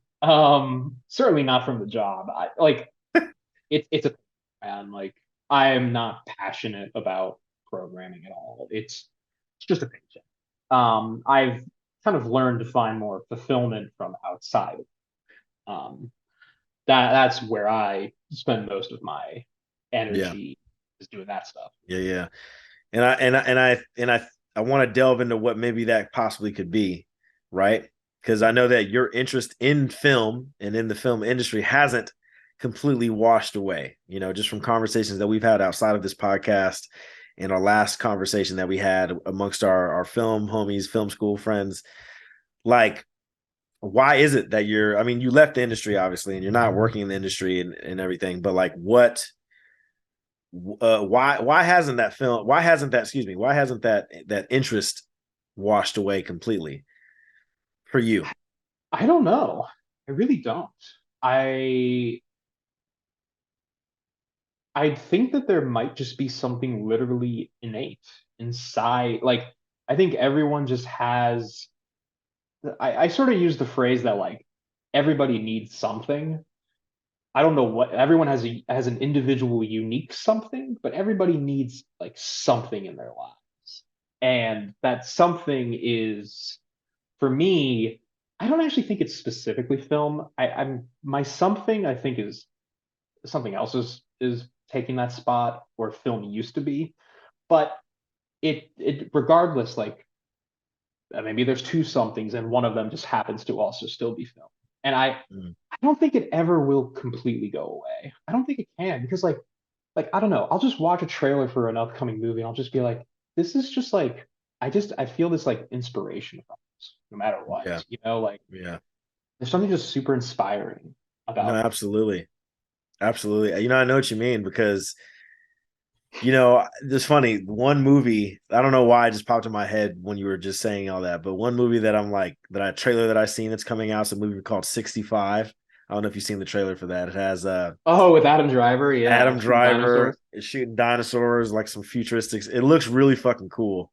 And I don't know why, but seeing some shit like that really inspired me just because I love like monster movies and You love dinosaurs Godzilla, and man. That's what it is. Godzilla, of course, so like something was really cool about that, and but I get you. There's something that innately that just always compels a person to just have this passion and love for it, and I think there's multiple things that people can have that is innately drives them for that. Film is that for me, and I think there's a bunch of other things too that, music I feel like is also that for me, and like a lot of the arts, like in ways, or just industries, business and stuff. Like I find myself really interested in like the way that these not entrepreneurs, but like these different industries, like the automotive industry. I love cars somewhat, right? But I'm big into cars now a lot recently in my life, and like I somewhat pay attention to some of the things that are happening in the automotive industry, at least with different specific companies. Like I paid attention to what's happening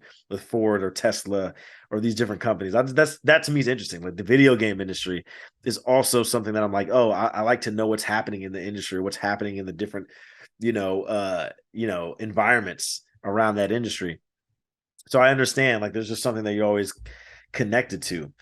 um but if film hasn't died for you, like what have you done, or what has happened since, like, you being in college, at community college, and then going to school? Like what has happened for you that's has still kind of pushed you to have this interest? Like, of course, there's watching movies and watching trailers and stuff, but have you done anything of your own? Like, do you still edit certain things that kind of give you an interest into like hopping into, maybe having an interest of hopping back into that somehow? Yeah, there's been a couple of things. Very, very recently, and potentially upcoming here. Like I've been helping Andrew with a couple of his projects, his film that he shot in like 2020. I was like an editing consultant. It was kind of a made up title. Actually, I think I got Not credited. really. I think I got Shit. credited as a producer on the role. I did not produce. I just helped give feedback on the edit and everything like that. Nah, that's actually on the shoot that me and this fool just did, sitting on my couch. The shoot that we just did, my cousin Hilton was a consulting producer on that movie. Just because they needed someone who knew what the fuck they were doing on there to help them about Oh, certain okay. things. So an editing consultant makes a lot of sense as Okay. well. Well So then, yeah. and him living as a producer on there too kind of makes a lot of sense, because it's like, yeah, that does help. But continue. Yeah. So yeah, that's like what I did for him and uh my own YouTube channel. Like I did kind of continue to release a couple of edits that I just liked doing. I really love like the art of editing. I think it's a really interesting and unique art form. A lot of people don't really think about how editing, like through editing, you can change an entire, like just by editing it differently. Editing is such a powerful like discipline that you can learn. In fact, Mm-hmm. I think if you want to be a filmmaker, learn how to edit. Like, I think that's insanely like important. If you know how to edit, you can make a good film. Yeah. Um, but yeah, and then I just made some like personal videos where I just made like some fun like edits, and it just made me realize like how much I just love the process of doing it. And that's kind of where and like I would, yeah, watching movies, I'd get inspired by stuff. Um and I tried writing some things, but the more I go on, the more I think that like editing is still the thing that like it just feels right to me. Not so much writing and directing. That doesn't feel too right to me. Something about specific editing and post production is Yeah, what I is my wheelhouse.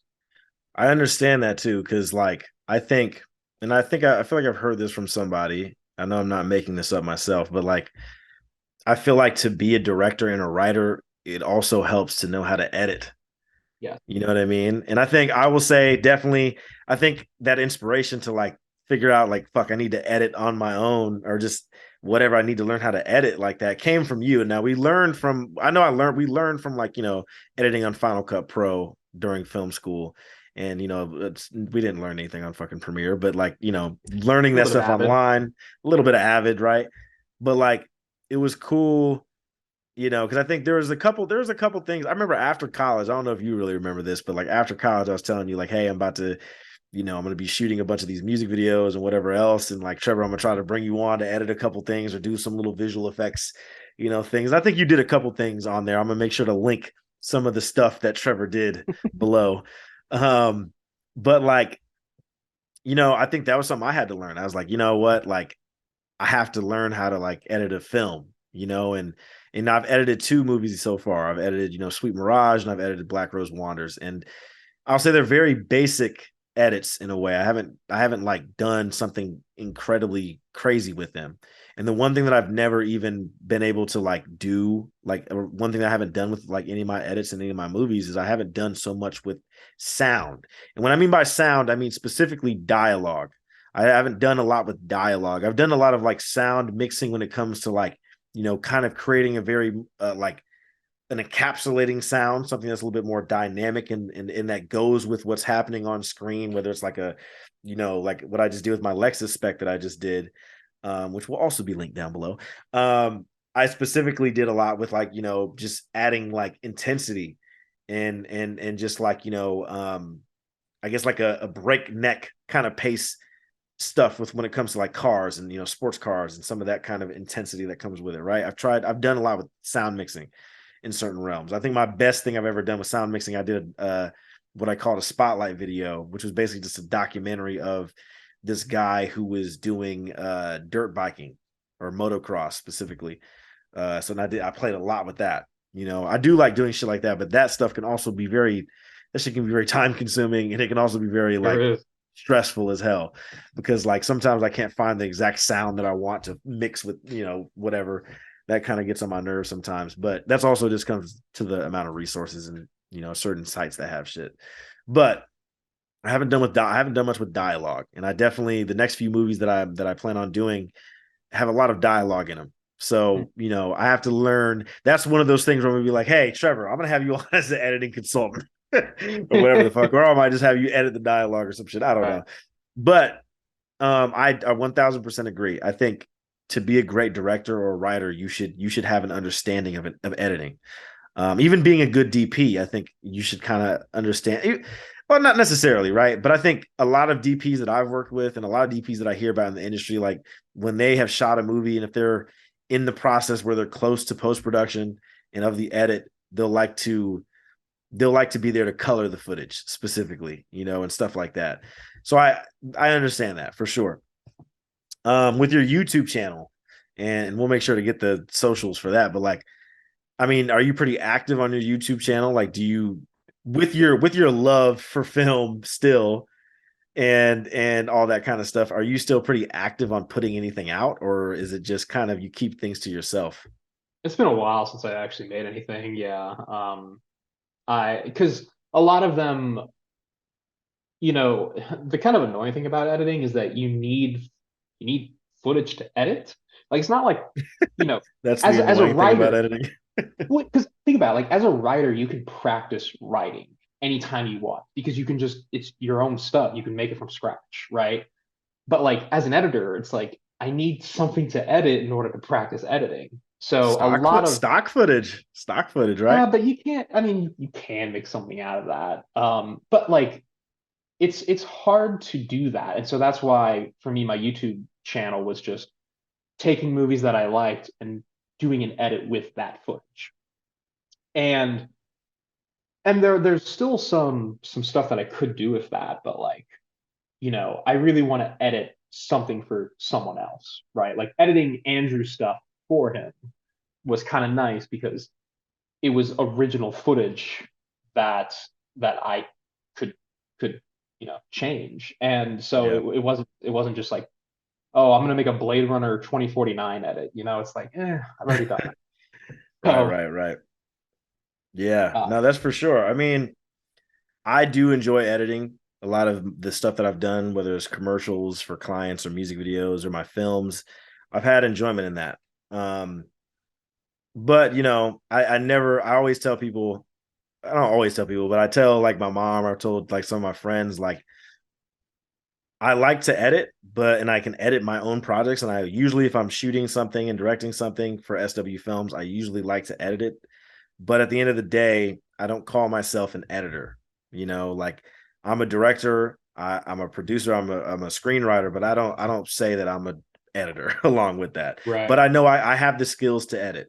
I've had people ask me like, "Hey, could you edit this?" Like, since their own footage. I remember I actually edited this music video for a rapper one time, and it was fucking terrible. Like, it was bad. It was really, really bad. And like, Yeah. I'm glad that never even became a thing. I think I don't even know what happened with that. I remember that rapper like, went to jail or some shit. That's all I really remember. But like, it was a terrible edit. But it was terrible. Let me say this. It was terrible because of what I was given. I'll say that. It was terrible because of what I was given. It was a lot of terrible ass footage. And also there wasn't even a like there wasn't even any instructions of like, hey, do this with this and make Right. it look like this. All I know is that he shot it at like an airport or something like that, and it was not like a what do you call it, commercial airport, but it was more of like it was a bunch of hangars, basically, like planes were in these hangars and stuff like this. And I remember I used stock footage. Like it was a bunch about it was I think the song was called Fly Away or Fly Up or Fly or some stupid shit. And literally I used stock footage of like planes in certain areas and stuff like that. And I mean, look, that was a terrible edit, and no one will ever see that. It's still on my Google Drive. Actually, I found it the other day, and I'm like, And there's a wow. link in the description to see it. I might just have to, because man, that shit was bad. It was terrible. But what was interesting though, specifically about like, some of these opportunities to edit, or not even opportunities, but these projects that I ended up editing for myself, it just, I don't know, it's right. You can change so much about a story with how you edit, with one little change, right? And basically you're putting together the story through the edit. Of course, you have a script that that you're basing your edit off of, but there's sometimes, even if you're just fucking around just like with a bunch of footage, you can end up making something really beautiful or really terrible. Specifically we talk about edits, right? So Trevor, was you were the editor for my first short film, How the Herd Caught the Dove, which we did outside of college, outside of film school, outside of school, whatever. And man, I remember the story was a certain kind of way. Yeah. And then remember we spoke about this, Yeah. whatever, maybe like the last time we spoke. Changed The everything. story, the story was so different. The ending to the movie was so different.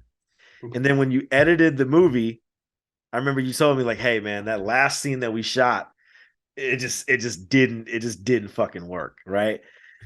And you left it out. And then it had a very different tone and different feel and a different message in Yeah. for the movie. And obviously we were way younger back then. We didn't know shit. Back then it was like, "Yo, no, this is a very I like that ending." And I think, my mom and a few other people really liked the ending because it just had a very different it was less chaotic, it was less toxic, right? It tried to lean on forgiveness and hope and faith and stuff like that, love, right? Because I think I Yeah. had that picture. My mom still has a picture at the crib, actually, back in Indiana. Love is all you need, I think is what that picture said. But I remember my ex-girlfriend seeing that video and she said, yo, from what this story from what this shit just showed, this is like a terrible fucking message and it should not be seen. And like, wow, when she said that, and I actually like she broke it down to me. I'm not gonna bring it all the whole shit of it up here in this interview, but I was like, damn, she's very right. But she hated the new ending. Yeah, she hated the ending of what How the Herd Caught the Doe actually was. She's an expert for reasons. That's not what it sounds like. Well, no, because if you remember, the story was based on basically like a sexual offender, a sex offender who gets out of jail on a farce, right? But the specific offense that he did in the film was like a terrible fucking offense. Yeah. And then when he opens up to our supporting character, the actress of the story, like he breaks this whole thing down and she's in his house and she like says to him, "It's okay. You're gonna be fine. You're gonna get better. And it's okay. I forgive you. It didn't happen to me, but I forgive you, and I think you're going to become a better man, right?" And then Yeah. it leaves, and then it has that message, that dolly in shot of the fucking of that picture, and then it ends like that. But in the original script, it was supposed to get even crazier. He was supposed to die. It was a whole different movie, right? And the way that she brought it up, she's just like, yo, this is not a good message just based off of like, and obviously I think that also goes into the time that we're in of the quote unquote, for the lack of a better term, the quote unquote wokeness of culture. You know, it would have not gone well with a couple of audience viewers, right? The views, whatever. So I understood what she was talking about, and she was very right. I remember I brought that up, and I'm like, damn, it wasn't your fault. It was just the simple fact of the matter is, on the day of production, we did not execute. I, as the director, did not execute. We did not I don't execute know, that man. fucking Every shit. short film ends with people killing themselves. Like, I'm glad we did something different, honestly. I Fucking, mean, I think it's better. You know, it's subjective. I don't know. Maybe like I understood what she was talking about, and she brought up a lot of good points. Because yeah, like the specific offense, like in real life, the specific offense of what that character in that movie did, everybody would want his ass to die. You know what I'm saying? Even including me. I wanted him to die. That's why I wrote it in there. But I wanted him to die a very specific death. Well, we You shouldn't have know, rushed the final scene then. man, that's your fucking fault. I wish I had that No, but not footage. my fault. I'll just play it. I wish I had that footage. One thing about this, with your passion still for film, do you think that you could ever see yourself working fully back in film again, in the film industry, as an editor or in any capacity? Do you think that you could ever see yourself in that? I mean, it's certainly possible. Um, it's really tough because I mean, if I were to get back into it as a career again, it would probably involve like I'd probably have to go back to Los Angeles or Atlanta or like just any one of these other cities, New York. I think the only way that it could happen is if I edit for Andrew, maybe I edit for you or something like that, and there's even some kind of local Columbus productions that I've been kind of following, and like I could maybe edit for one of like basically what I'm saying Yeah. is if I get the opportunities to edit more stuff, specifically films, if possible, because obviously that's kind of the angle I want to go more of, is becoming an actual like feature film editor. I think that's the only real avenue that I would want to pursue is becoming a feature film. Yeah. So if those opportunities, if I see it as a possible career path for me, that yeah, I would absolutely at least attempt it, try it out, see what happens. Hmm. Hmm. Yeah, I But mean, those opportunities kind of, I either have to seek them out or they have to come to me first. So whichever one can happen. right. I mean, I mean, do you think that you would seek that out at some point, or have you been seeking that out kind of a little bit, just kind of taking a look? Yeah, I've been thinking a little bit more about it, but I do think I do think the first, I mean, obviously, I think the first film that I can edit is going to have to be through some sort of, whether it's like, You whether said Andrew some makes, through some sort of connection, you said? yeah, like someone that I know, I don't think I'm going to be like, editing is a very, like, there's a reason why every director has like an editor, most directors have the same editors throughout most of their, people tend to work with people they like that. So I Yeah. think the only way that I'm going to be able to edit a feature film is like I got to know someone who Hmm. direct that I can edit for them. So that's why it's like either like you or Andrew or Sean or someone's got to make something that I can have the opportunity to edit. Yeah. You know, And you think you said just feature films or just films in general that you would have that interest to edit? Do you think you would ever want to edit anything like commercial wise or music videos? Like, do you think you'd want to edit something like that, or edit like real estate videos or whatever else, to just kind of maybe fill in that time leading up to to doing a feature or a short, or just also to to challenge you in your edits? I, I mean like potentially, but the thing is like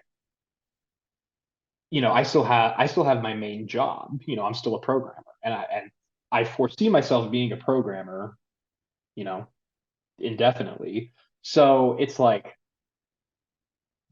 but if I'm going to edit a feature film, I don't think I can just do that as like a side gig. You know what I mean? I'm not really looking to be an editor as a side gig necessarily. Yeah. I would, it's something that like I'd have to commit myself to. So like I really want to edit a film is what I'm Yeah. saying. That's my main like. And if I have to edit music videos, real estate videos in order to get to that, fine. But the main Yeah. goal is just editing a film. Right. What else is important to your life besides film, or besides these kind of things that we aspire to be, right? Like, what else is important to you and to your Um, life besides that? yeah, I've been really trying to focus on having more of a like a good daily routine. I noticed that if I don't have a good routine in place, like I tend to become very just like I become very unorganized very quickly. So for me, a lot of it has been, you know, even though I might technically still have some of these grander ambitions, I'm really focused these days actually a lot more on the smaller stuff. Um, I I have really kind of gotten into just like, you know, I've gotten like meditation, and one of the things that it has really taught me is, your life is not made up of big grand moments. Your life Mm, is mm, literally lived moment by moment. Like there is only the present. The future technically doesn't exist. The past doesn't exist. There's only this right here that's right in front of you always. And if you're so busy on the past and the future, you're gonna miss what is right in front of you. I know it's corny to say and everyone says it, but like it's literally true. Like it these things only exist in your head. Like you just gotta get out of that sometimes. Just, do that. And so that's been like the main thing for very profound. Life is not one grand moment. It's made up of moments. You're absolutely right. me. Yeah. You're absolutely right. For you, Trevor, in terms of just like all that you've been through, because I feel like you explaining your story, I think that shows this I think it kind of shows that what you talked about as far as moments, right? I mean, I think you had a lot of moments in terms of just going from this time in film school into learning all this, and building up relationships and friendships, and then going to LA, and then going through all of that through LA, and then leaving the industry, coming back home, going through community school during COVID, and now having your job that you're at, but still maintaining this love and interest for film. I mean, what do you think is next for you in terms of, what's going on in your career as a programmer, as well as just like, your just general everyday life? I mean, what is next for you? What is there any kind of like plans that you have ahead that you're excited for, that your new journeys that you're beginning to, embark on? Yeah. I think for me, I've lived my daily life has been pretty much the same now for like the past practically a decade. And my main like interest right now is really kind of changing it up and making it better. Um, you know, really trying to kick bad habits that I've had, start good habits that I never actually did and that I need to do. Um, and specifically like just working kind of like more. I've always been a pretty kind of lazy procrastinator a bit. And I've been trying to really figure out why that is. And I've been doing a lot of good work on that, I think. And I really feel like, you know, people say this every year, but I really do think that this year, I really want it to be a very foundational change. I really want it to be a complete, I want to change the trajectory of my life into a kind of a much better place. Um, Yeah. and just, you know, a lot of growth, really. I've been very, like I said, I've been very stagnant. I've been doing a lot of the same stuff every day. And so I really want to change up how I live my daily life. Yeah. I feel that. I think that you're on the right path. I think just, kind of knowing and having this belief and just working towards it, I Yeah. think is the first step. You know what I'm saying? You gotta identify things that you don't like, habits, things that you want to change, and then you just have to have you have to actually take action on changing those things, but also have a belief that at the very end of the action, the very end of all the work, that you will accomplish, what you wish to accomplish with those changes. So, I mean, look, man, you already know. Obviously, like our film school time and our friends, like we're all not we're all in different places now in our lives. Sean's in Japan, Yeah. Andrew's in SoCal. I'm here in the Bay. I'm here in California. Ty's in Thailand. Like we're all spread out in different places. But I think that at the end of the day, is just like, we always want to make sure to have that support for each other, and just be able to push, for all of us to, live the life that we deserve, to live a healthy life and to be happy. I think that's just the huge importance, and not be afraid of change. So, I commend you on, I don't want to say on leaving the industry, but leaving the industry, leaving the industry, and feeling free from sort of it dragging like your happiness down. You know what I Yeah. mean? So I commend you on that, and I commend you on making these changes. And of course, I support you on making these changes. Um, as we wrap it up here, do you have a message that you'd want to give to someone? I'm gonna give you two messages to give to people, since we are here on season one, and this is a special interview. We're talking about your excellence, right? And you have excellence. Okay, don't think you don't. I want you to give two messages. I want you to give a message to someone who you think might have been or might be in your position of working in the film industry, and somewhat having that fun or that love being taken away from them, or feeling like they're starting to hate the industry. I want you to leave a message for them in terms of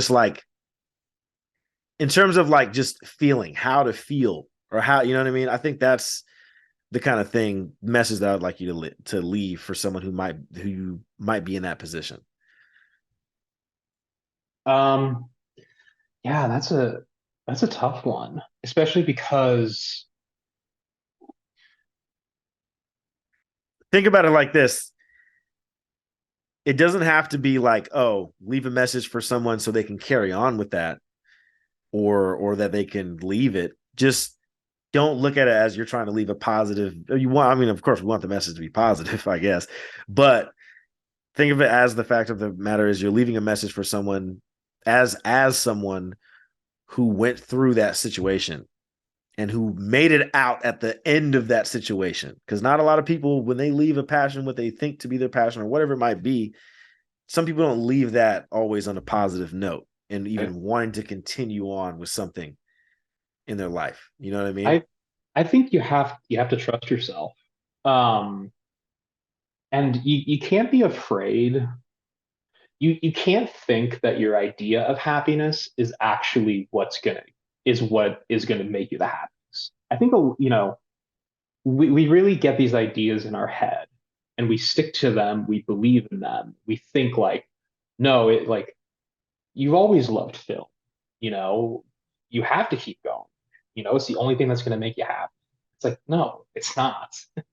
Very, very rarely is it just one thing that's going to make you happy. It's ridiculous. Happiness Mm-hmm. is really, and also that's the other thing too, is believing that something can make you like permanently happy. That's a complete Mm. fallacy. It's not true. Like happiness is it's a mood, right? It's an emotion. Your emotions and your moods change 50,000 times throughout the day, right?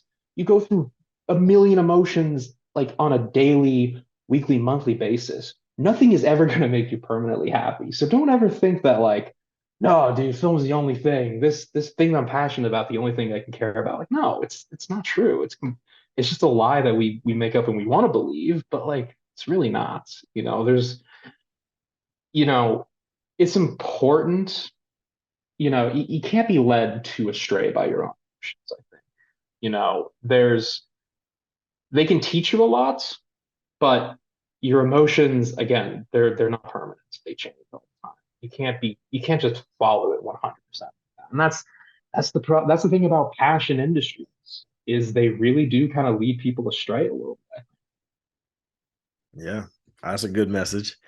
And then, secondly and lastly, what message would you give to someone who is maybe in that position of living quote unquote the simple life, and but also making those changes, right? And just like changes in habits, changes in physical, changes in mental and spiritual. Like what would be your message just to continue on with that? Just a message to give to someone who's actually actively trying to make a change, who's probably not made a lot of changes in a while. The most important thing that you can really develop, I think, and I'm sure this is something you might be able to agree on, is discipline. Discipline is like even if you want to live a simple life, even if we're not talking about ambition, having the discipline to do things that are good for you is like the most important thing. Like this morning, I had the most productive morning of like my entire life. I literally like woke up immediate early. I immediately like went and exercised. I like made myself a good breakfast. I took a cold freaking shower today, just randomly because I was like, why not? Like, but not because I like wanted to, but because He's a like I just sociopath, everyone. I'm a He's a sociopath. sociopath. Oh no, Andrew Huberman. No, but Oh like God, what? I'm kidding. I like it. I like Andrew Huberman. He's but like it's just this idea of like doing something not like delayed gratification, right? Like yeah, getting in a cold shower freaking sucks, but you come out of it and you do feel a lot better at the end of it. In the moment it might suck, but like you do it for a reason. And I think you know I do believe one of the things that I kind of learned after I came back from Ohio is I do think you can live a little too simple of a life. I do think life can be like too simple, and it's about you still have to find ways to kind of push yourself a little bit in your daily life. If you, Absolutely. Absolutely. I think I agree with that. I think that you still have to have some ambition with some things, even in a simple life, but also even just there's risks that sometimes you have to end up taking in a yeah, simple life. So, man, that's great, dude. That's awesome.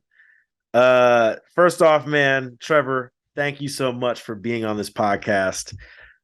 This was a great message. This is a great first podcast of season 1 and just of the year. For anybody that you wish to follow you, if you have any social medias, if you have any social, which you don't really have too many social No, medias, but I don't want anyone following. so I mean, if anyone wants to look at your YouTube, how about that? Does your YouTube have any like current anything that anyone can watch? No. I don't technically post anything there anymore. I mean, I might do some small edits. I mean, if you want, you can look it up. It's called I don't know if I'm gonna have to spell this for you, but ShoopTube. I don't know. Do you know how to spell? ShoopTube. I know. Yeah. Yeah. I have one viral video. Hell yeah. Thanks, Reddit. But I don't really post anything there anymore. I mean, if you want to see some of my edits, and what I can do, like please go ahead and watch it if you want. Cool. Awesome, man. And one last kind of quick question that just came to my mind because for some reason I've been wanting to know this. But do you play a lot of video games? I'm actually planning to play some Call of Duty Warzone in 15 minutes. Oh gosh. But That's to be funny. honest, no. I'm actually trying to get away from this. Really? Yeah. Man, video games are fun. I mean, I don't play video games too often, but like when I do find my time playing a video game, I do find some very good enjoyment out of that. I find there's other things that I want to prioritize over video games right now. I feel that. Man, thank you, Trevor. Thank you, Trevor, for being on this podcast, dude. Great interview. You're awesome. And as you know, of course, whenever I'm in the Midwest and I just find myself in fucking Columbus, Yeah. I'm gonna have to hit you up, man. So thank you for being a part of this podcast, and thank you to everybody who's listening to the podcast today, or whenever the hell you're listening to it. Thank you so much. This was an awesome interview, and I hope you guys liked this grand moment for Trevor Palcich and for the excellent podcast. Make sure to subscribe to us, to follow us on wherever you guys are following us, Instagram, YouTube, Spotify, Apple Podcasts. Thank you guys so much. And we'll see you on another podcast very soon.